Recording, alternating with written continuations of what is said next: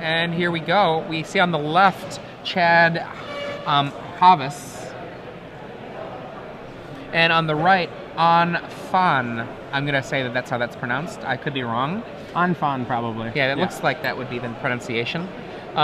It sounds like Chad is a local guy, and I'm not sure if I don't really have any intelligence that we've done on Phan yet, but we'll get that to you as it comes, if there is any. All right. One of the things that we try to do is if we get stories, we've got a runner here at the Star City Games event who is out there on the floor getting us information, and then we also have the print coverage side here, and make sure you also, besides watching us here, go check out that print coverage.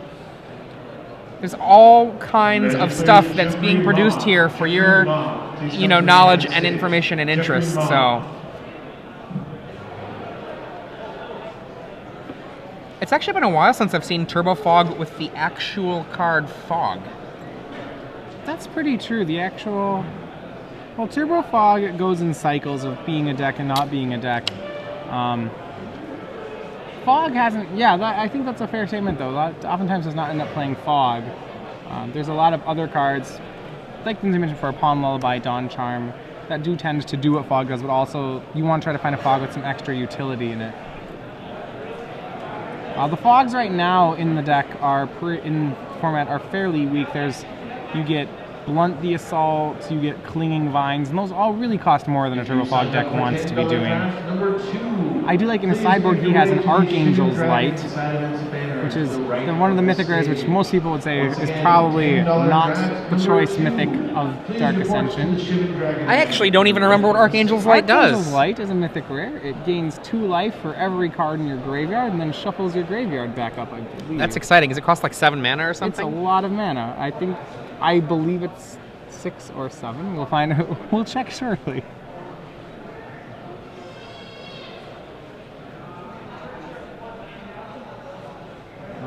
Eight mana. 8 mana. 8 mana.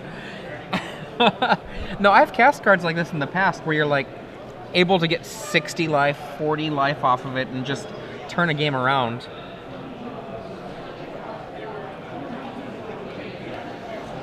Okay. So let's see if how quick Chad keeps his hand. Should be an indicator, he's looking for one of those Rites of Flourishings almost for sure. And he's keeping, so hopefully he has one. For those of you who are just joining us, I'm Adrian Sullivan, joined in the booth by Matthias Hunt. Phan on the right with Delver opens with a Gitaxian Probe. And On is in for a surprise as he does not know what his opponent is playing. Well, it's actually possible he does because Chad has had some people around him all day. Well, all these last couple of rounds. So now, look at that. That hand doesn't look so radical. The fog is the thing that gives it away, though. The fog is the thing that gives it away. We see a Day of Judgment Snapcaster Mage ×2, a Fog, a Jace, and a pair of lands. A Hinterland Harbor and a Sun Petal Grove? Is that what I see? Yep, a Harbor and a Grove, so he has access to all his colors right now.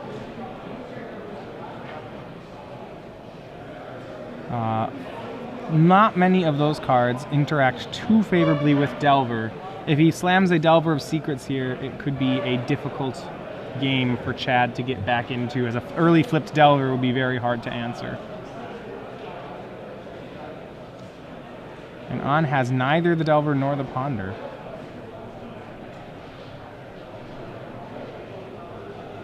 Probably means he has a hand of counter spells.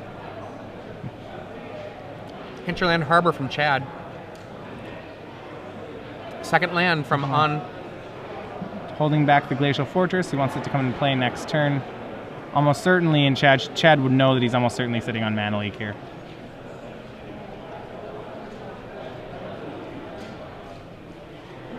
Another land from Chad, Sun Petal Grove. On is probably content to wait out here and see whether or not Chad can keep making land drops. There's a Geist. So 6 a turn.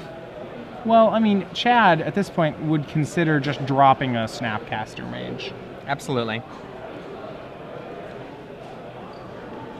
Sometimes because a card has flash, you want to always play it at instant speed, but we might see now that Mana Leak could be really painful if Chad tries to drop that anymore. I would have really enjoyed the casting of the Snapcaster just straight up. Just a Coral Merfolk.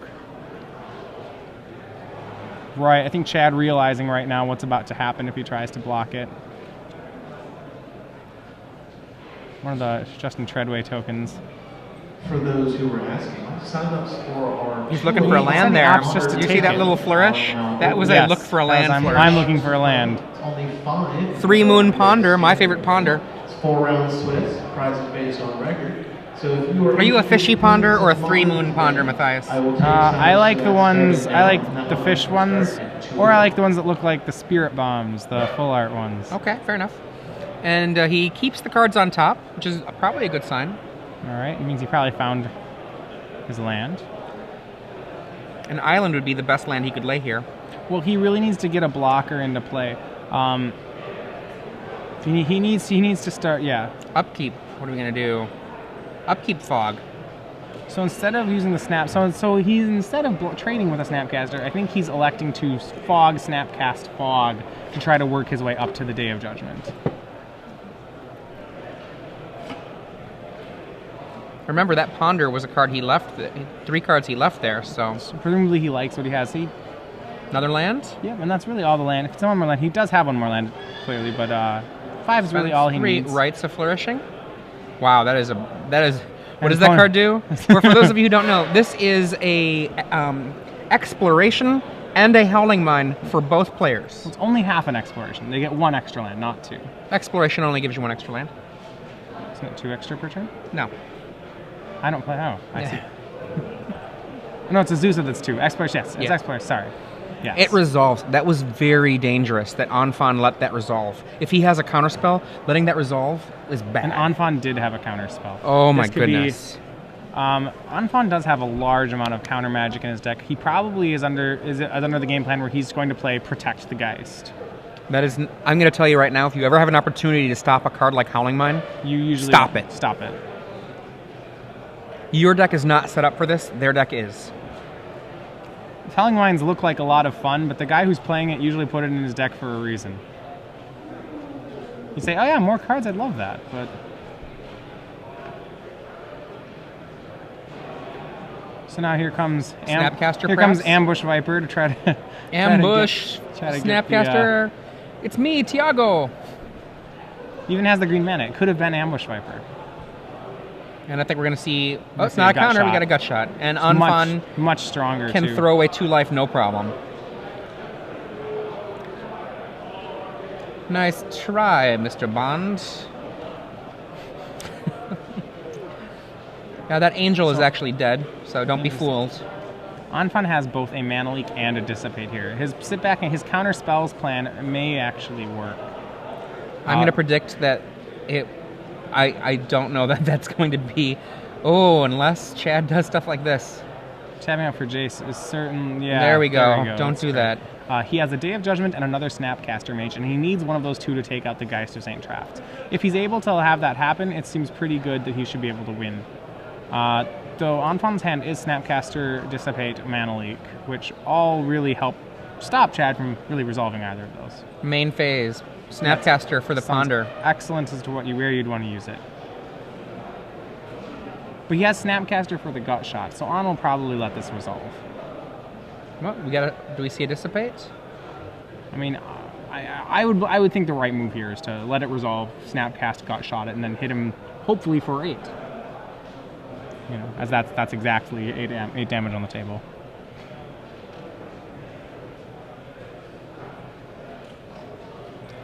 I'm really curious what's in Chad's hand right now. We I know see an it has on. a We got. Gideon and a Day of Judgment. We see. Oh, he's gonna cast Mana Leak, and he's just trying to tap Chad down here. If you signed up for Commander Pod number 1, we are ready to go. Seems like On is going to go Mana Leak, hope that he pays for it, then dissipate it, then play Snapcaster. Or maybe that he's still doing the Snapcaster play, but he's hoping. Right. Snappy Mana Leak, and that's death on the table unless Chad has something. Yep. and Boom. it is.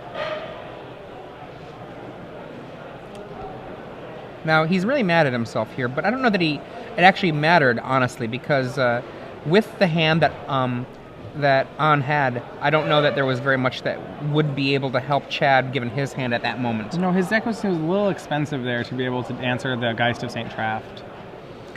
In the sideboard for Chad, I think what we're going to probably see is we're probably going to see the removal of Witchbane Orb which does not do very much game 1 other than protect him from a gut shot, which is not that great.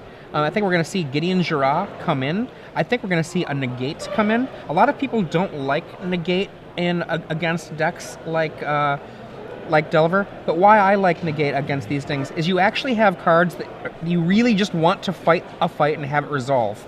And Day plus negate costs 6 mana, sure, but it's better to have it cost 6 mana and have it resolve than have it never resolve. Right.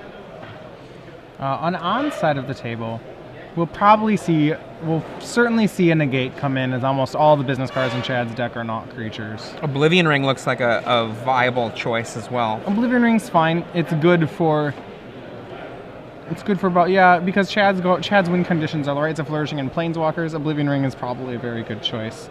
Runechanter's Pike is not very relevant. Gut Shot, despite, well, I like Gut Shot. Gut Shot's probably fine if things that could come out. It's a card that he can... Haunting or Sword of War and Peace are probably the next things you'd look at. Or, the Dungeon Geists, almost certainly. How many Dungeon Geists main? Just one? Just one. Okay. Vapor Snag, basically useful to save a Geist, save a Snapcaster from a Day of Judgment. And that's but probably otherwise, fine. I don't think you want 4. I'd be fine with 3. Yeah, there's a lot of cards, I mean, as typical against Turbofog, there's a lot of cards in On's deck that are pretty underwhelming on this board. One of the benefits of being a deck like Turbofog, which is to say a rogue deck that's far enough off of the way that other decks operate, is that you can often make the game plans that your opponents have just not be very relevant against you. Yeah, Chad looking pretty unhappy with that. He's like, I'm a tired man. Go ahead. What he did earlier, he telegraphed that he still had a fog in his hand. I think he did have a fog in his hand because he tapped 5 mana, left up on a forest, a hinterland harbor, and was going to cast a 5 mana spell and leave himself with the fog up. But then he was like, man, I just lose to a mana leak then, I shouldn't do that.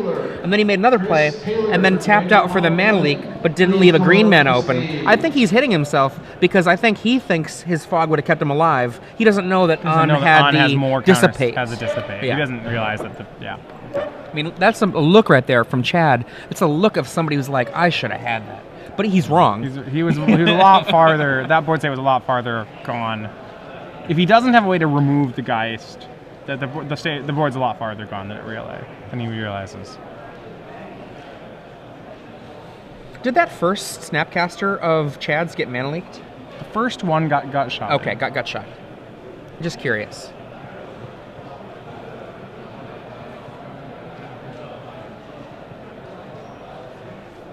That's right, yeah.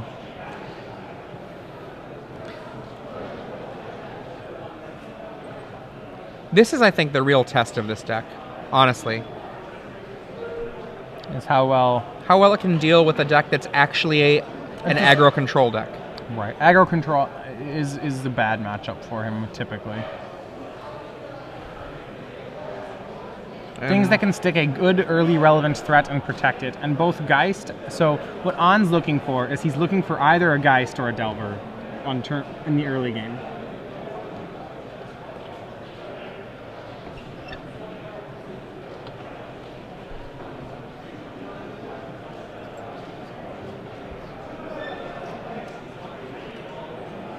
And on, I believe, mulliganing down to 6 here.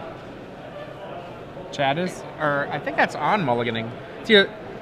Oh, okay, he just took a really, really long time to sideboard. Okay.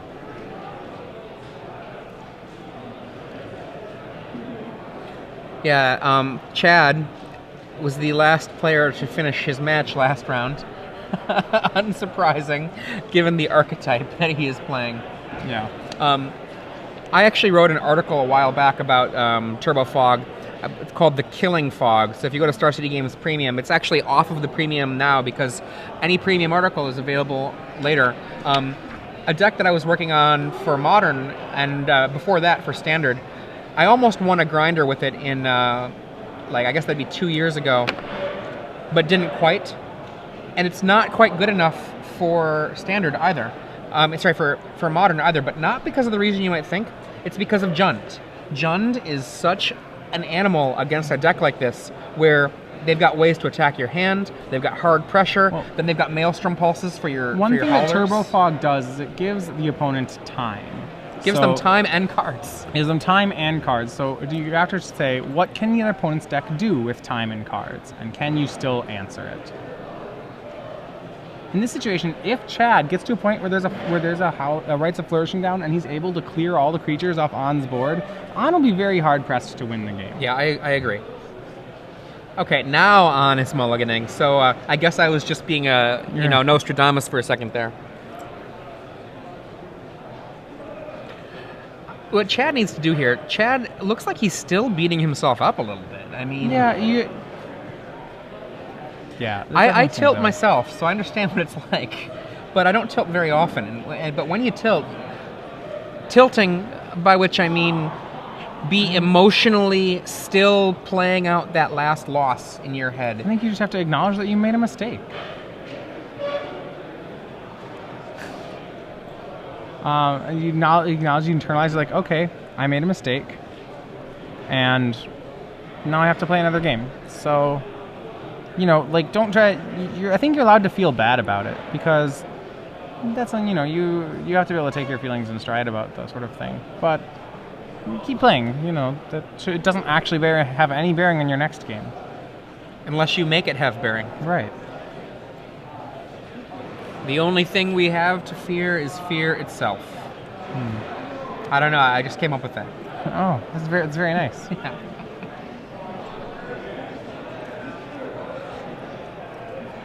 For those of you who is this Chad also mulliganing? I think that Chad might also be mulliganing here. Yeah, we'll see in a second.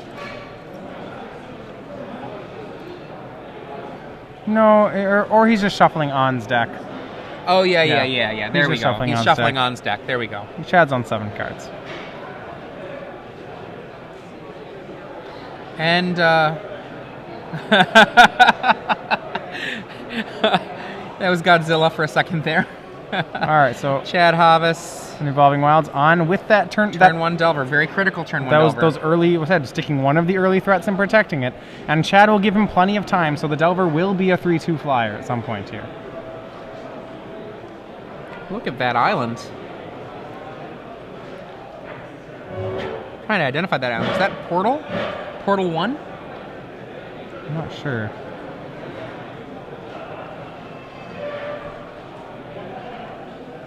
Can't quite tell. It might even be Mirage.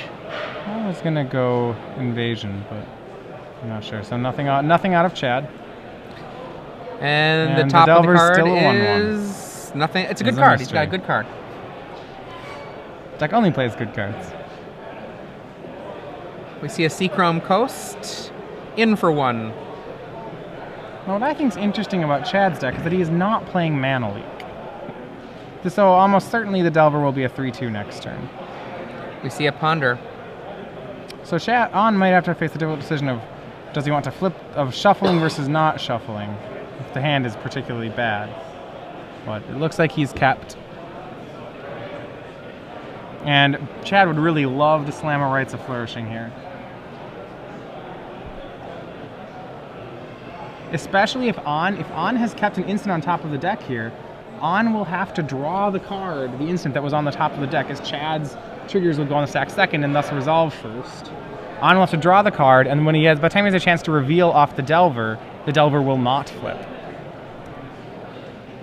If the second card down is not an instant. Nope, that's not actually quite right, because it's a draw phase effect, not an upkeep effect. It's not an upkeep effect. Oh, it's a draw phase effect. Rites of Flourishing is not at the beginning of your upkeep. Oh, okay, never mind. Yeah, I stand corrected. It triggers on the draw step, so if that card he kept does still flip it. Yeah.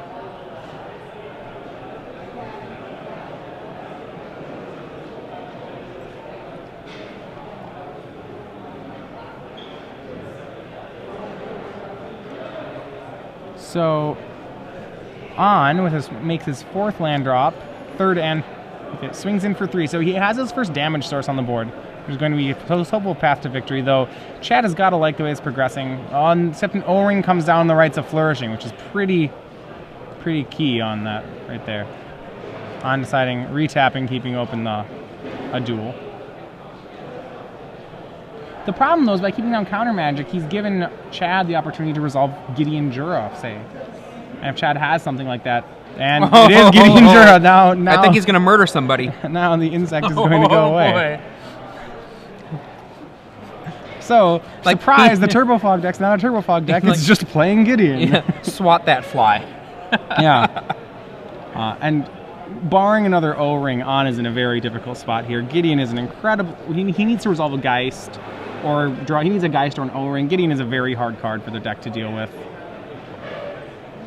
So, the sideboard choice that On made, apparently, -1 Ponder, -1 Midnight Haunting, minus both of his Thought Scours for a Negate, 2 Oblivion Rings, and a second Surgical Extraction. Well, all the cards he boarded didn't seem fantastic. I'm not sure I liked all the cards that are being boarded out at the moment.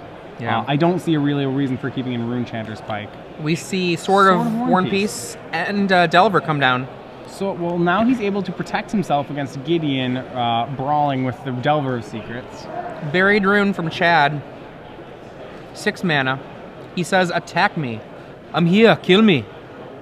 And, you know, On will happily oblige as Gideon can't retaliate. But still another opening for Chad to resolve. Chad is getting free reign to resolve his spells right now, which is excellent. Snapcaster Ponder? Snapcaster. Yep, that's fine with me. Well, On actually with a Surgical Extraction in his hand. But Ponder? but chooses to let it resolve. Or let the Snapcaster resolve. And On clearly showing him that he has the Surgical. Is going to Surgical the Ponder. I mean, honestly, if I'm Chad, I don't like my Ponder going away, but that's not a terrible thing to have Surgical. The annoying part about the Ponder going away is that it's essentially a discard spell because Chad was prepared to draw a card off the Ponder. Depending on the quality of Chad's hand, that's fine. His hand is a Fog and his own Surgical. Oh, wow. So Chad's going to need to find a way to deal with the Sword of War and Peace on the Delver of Secrets. The first swing of the Sword of War and Peace is not going to take out Gideon. It's going to just knock Gideon down to a 1. Gideon can do his work for at least 1 turn. Right, so Gideon can keep activating. He's just if Chad can find an answer to the sword, On's in a very difficult position. And goodbye 3 Ponders.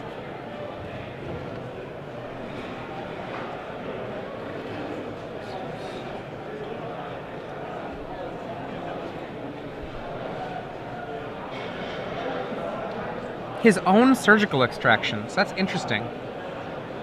That is interesting. He sided in probably It fights Snapcaster, I guess, from the opponent, but... Well, he does have, like we said, he has his Witchbane Orbs probably need to go. And Beast Within is a fairly weak card, though Beast Within would be an excellent card right now, so maybe that's... I'm not sure if I agree that Beast Within's a weak card. Well... And he's like, what's he going to do? He Surgical's the Surgical. Let's find out what's in your deck. There is 1 more Surgical in there. Let's see your hand. Make sure you get to see that play seems a little hasty to me. I would wait. See, there's a Snapcaster, and now On gets to. I'm not sure I really like that play. I'm with you. I'm not a big fan. He does get to see his opponent's deck, but I mean, it's not actually all that shocking what's in there right now. He gets to know that there's a Dissipate. I suppose Surgical Extraction is very good against him. So in that sense, he was hoping that does eventually hit the Surgical. But, you know, wait until his opponent... I would like him to wait until his opponent plays the Snapcaster range and then get extra value off it. There's actually, if he's worried about Surgical, there's no way to do that, though. Because his opponent can just, like... He waits until Snapcaster targets the Surgical Extraction before it gains flashback. Oh, I see what you're saying. Okay. Gotcha. You're talking about waiting and using it to stop the Snapcaster, to effectively make the Snapcaster into a 2/1. And we see 2 damage then from, I would say, a premature Gut Shot. You could always get some more information and see if that's necessary. It does cost 0 mana the way he's casting it either way. Right. Both players are burning through the 0 mana cards in their hand.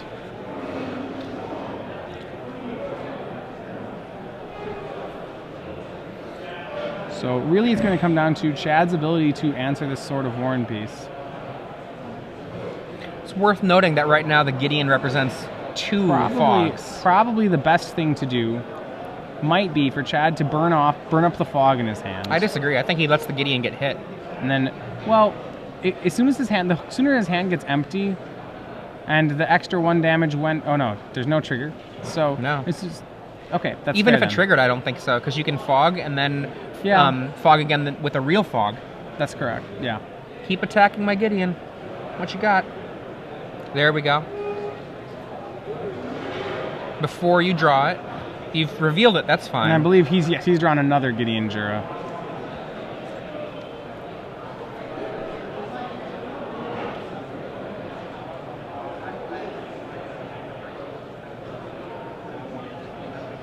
Actually, given a Beast Within, the question is Chad could also Beast Within the Oblivion Ring. Though I think the correct play is still the Sword of War and Peace.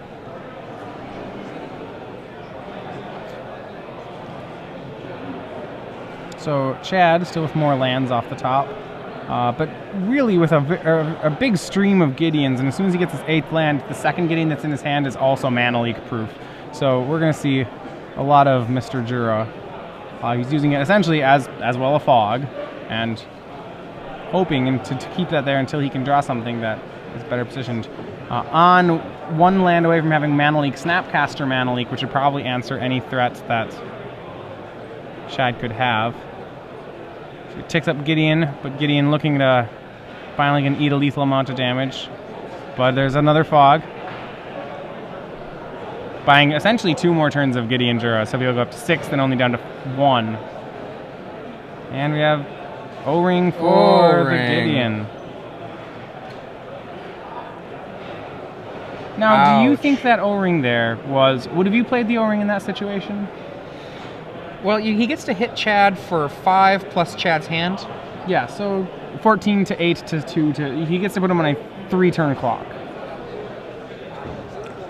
Worth noting that Chad has boarded out all but 1 Beast Within.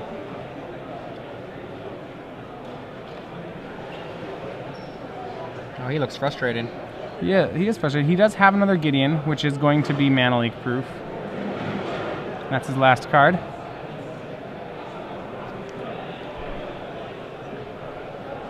Gideon goes up to an 8. What he really needs is he needs to have a Rites of Flourishing, or else his deck isn't going to work. It's very true. He needed to get. I mean, if without the Sword of War and Peace, it's very likely that this Gideon actually does work. But now on the untap, On has exactly 7 damage. And now imagine if he had that Surgical Extraction right there. That would have been very relevant. Though to be fair, that would mean he wouldn't have been able to fog that 1 turn. We're going to see a dead Gideon here. And Chad down to his last draw. I don't know if he has one that saves him.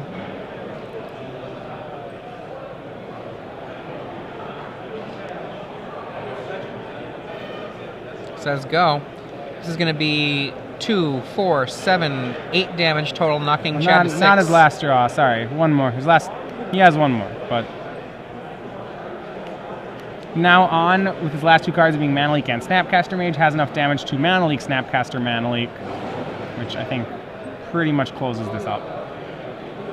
There we and go. There's the handshake. On Phan knocking down Turbo Fog.